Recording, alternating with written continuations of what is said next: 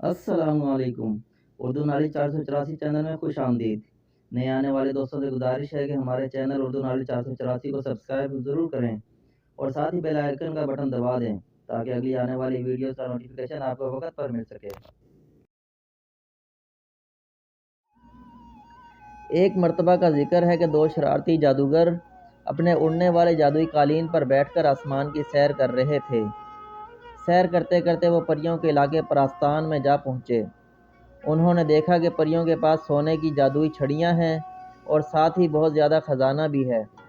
ख़जाना के लालच में वो छुपकर परियों के पास गए और उन पर हमला कर दिया। परियों की छड़ियाँ उनके हाथ से छूटकर दूर गिर गईं। परियां इस अचानक हमले के लिए बिल्कुल तैयार नहीं थीं, इसलिए खुद को बचाने के लिए कुछ न कर सकीं। फिर फ़ौरन ही उन्होंने दोनों परियों को कैद कर लिया और उनका ख़जाना भी कब्ज़े में कर लिया। जादूगरों ने परियों को एक बंद कमरे में कैद किया था। जब जादूगरों ने परियों की छड़ियों को इस्तेमाल करने की कोशिश की तो छड़ी में से आवाज़ आई, जिस परी की छड़ी है पहले उसका नाम बताओ। अब जादूगरों को पता चला कि परियों के नाम जाने बगैर वो इन छड़ियों से कोई काम नहीं ले सकते।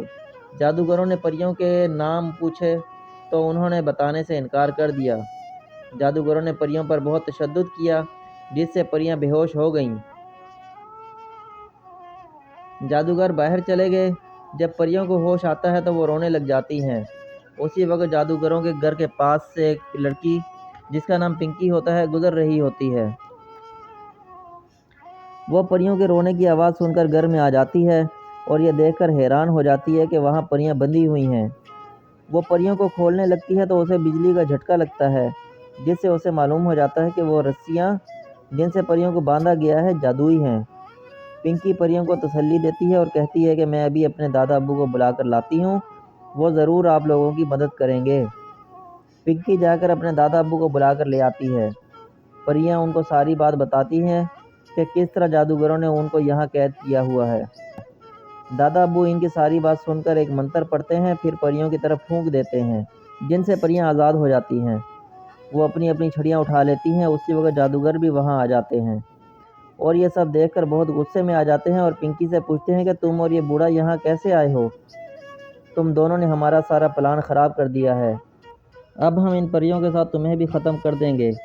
उसी वक्त परियां अपनी जादुई छड़ियाँ उनकी तरफ करके एक मंत्र पढ़ती हैं, जिससे वो दोनों जादूगर पत्थर के हो जाते हैं। एक परी कहती है कि अब ये जादूगर 1 घंटे तक पत्थर की मूर्ति बने रहेंगे। इससे पहले कि ये ठीक हो हमें इन्हें ठिकाने लगाना होगा।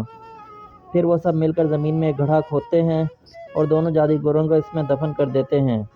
परियां अपना ख़जाना लेकर परास्तान चली जाती हैं और जादूगरों का उड़ने वाला कालीन पिंकी को तोहफे में दे देती हैं।